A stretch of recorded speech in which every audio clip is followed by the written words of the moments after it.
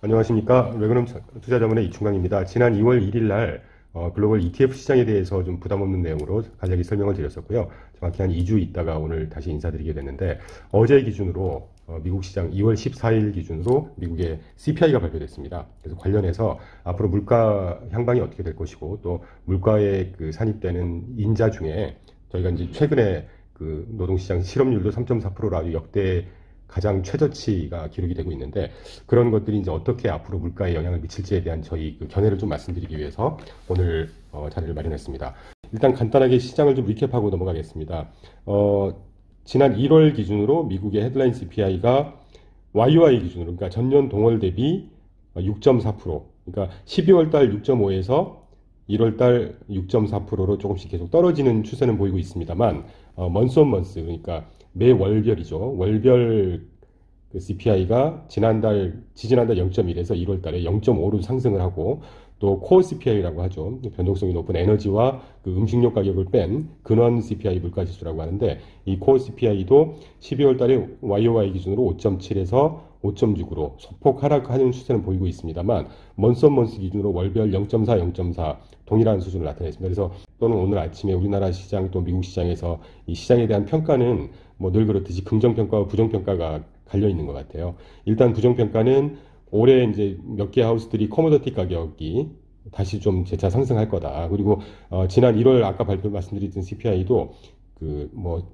유가라든가 커머더티 가격들이 좀 올라가면서 이 하락폭을 조금 더 축소시켰던 감이 없지 않다, 이렇게 평가들을 하고 있는데, 물가 둔화세가 좀 감소하지 않겠냐, 그러니까 기대했던 것보다는 물가 하락이 조금 덜하지 않겠냐 하는 부정평가가 있는 것 같고, 그리고 주거비를 제외한 그 서비스 물가의 둔화세가 조금 더 축소되지 않겠냐 하는 그런 부정평가가 있는 반면에, 이제 긍정평가 부분에서는 연초 바뀌면서 이제 공급망이 굉장히 제약돼 있고 좀 디스럽티드 돼 있었던 이 글로벌 서플라이 체인이 완화됨에 따라서 재화라고 하죠. 굿즈라고 하는데, 재화 가격 하락에 따른 디스인플레이션은 지속되고 있다. 그리고 주거비, 임대료를 포함한 주거비 하락세는 이번 달에 이따 설명드리겠지만 세부 항목을 보면 지난 1월 달에 주거비 같은 것도 좀 상승을 했었거든요. 그런데 그 2쿼터부터 2, 4분기부터는 하락세를 반영할 것으로 예상을 하면서 물가는 계속해서 하락을 더 할 거다라는 긍정평가가 좀 있는 것 같습니다. 근데 저희 하우스 같은 경우는 이 긍정평가 쪽에 좀 더 무게를 두는 편이고요.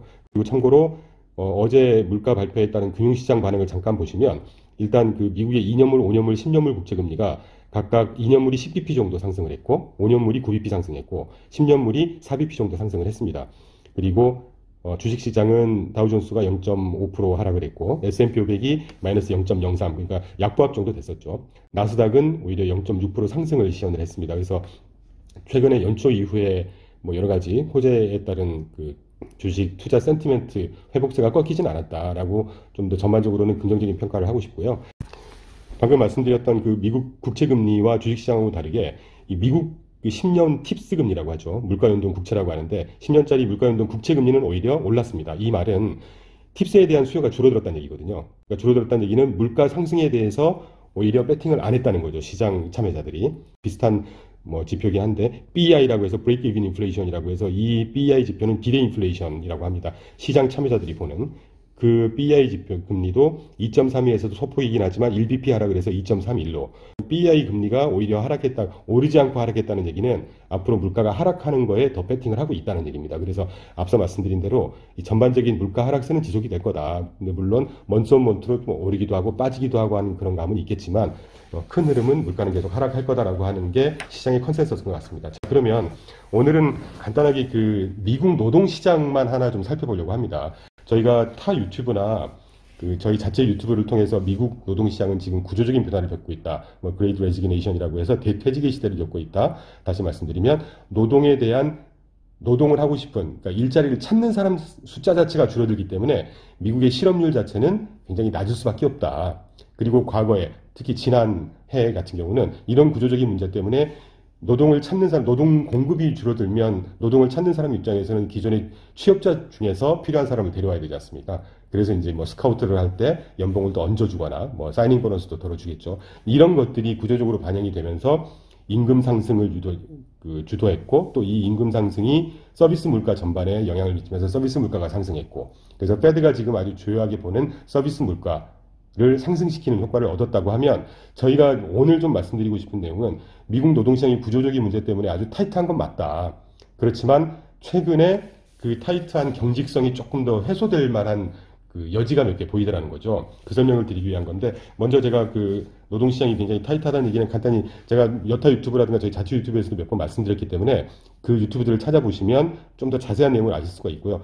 지난주 그 미국 실업률 발표된 게 뭐 50년대 최저치 3.4%를 기록했고 아까 말씀드린 여기서 이제 임금 상승률에 대한 우려가 좀 내포돼 있다고 우리가 해석을 할 수가 있는데 뭐 누차 말씀드리지만 실업률은 구조적으로 낮을 수밖에 없는 상황. 미국공업 세대가 한꺼번에 퇴직을 하는 또 민산업, 민인더스트리의 종사자가 증가하기 때문에 굳이 일자리, 취업자의 산입이 되는 숫자 자체가 줄어들었다. 더군다나 지난 2020년도에 트럼프가 그 코로나 시기에 시행했던 타이틀 42라는 행정명령이 있습니다. 그게 그 주요한 내용이 멕시코 국경에서 들어오는 불법 이민자를 뭐 구금이라든가 그 법적 문제라든가 또는 망명 신청이라든가 이런 이제 여지가 좀 있는 거를 아예 그런 고려를 하지 않고 바로 그냥 추방시켜버리는 행정명령이었습니다. 근데 이민자 수나 순이민자 수가 2020년 접어들면서 급감을 하는 걸 알 수가 있죠. 그러니까 미국 이런 그 이민자 불법이든 뭐 하여튼 이민자들이 계속해서 연간 한 뭐 100만 명 언저리로 계속해서 공급이 되면서 부족한 그 노동자에 대한 어떤 공급을 계속 충당을 해왔다면 그게 급감이 되면서 일자리가 남아 도는데 그런 현상을 좀 더 강화시켰던 효과가 있었습니다.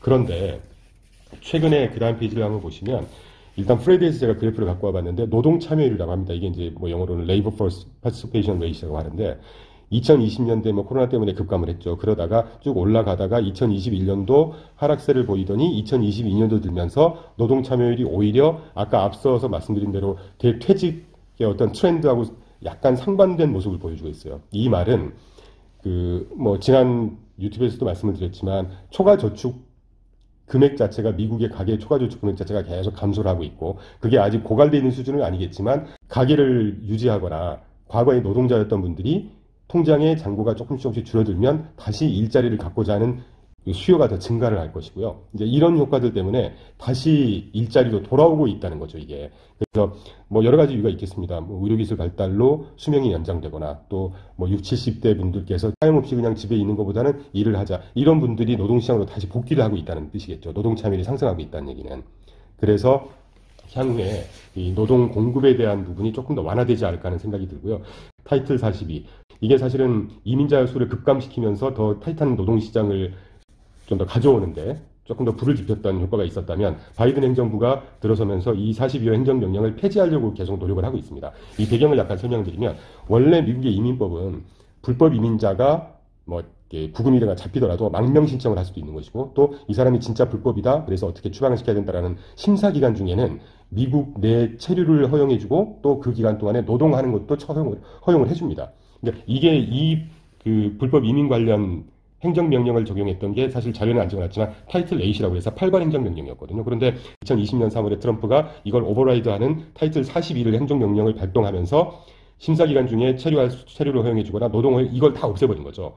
그러니까 이걸 다 그냥 오버라이드하고 바로 그냥 직결로 추방해버리는 이런 것 때문에 이제 노동시장의 어떤 구조적인 문제에 조금 더 불을 지폈다고 할 수 있는데 그 타이틀 42에 대한 배경을 보시면 원래 이게 1944년도에 제정됐던 미국 법전 중에 미사용돼 있는 그러니까 거의 사용하고 있지 않은 섹션들 이제 그런 그 섹션 행정명령을 의미하는데 아까 2020년 3월달에 트럼프가 그때 이제 Make America Great Again 뭐 경제 민족주의라든가 이런 거를 막 부르짖으면서 대통령이 되지 않습니까? 그리고 하필이면 2020년도 3월달에 코로나가 급작스럽게 확산이 되면서 코로나 확산 방지라는 명분으로 이 42호 행정명령 타이틀 40이라는 걸 발동을 하게 됩니다. 그래서 멕시코 국경에서 그 뭐 잡힌 불법 이민자들을 즉각 추방시켜버리는 이 행정명령이 타이틀 40이라고 하는 것이거든요.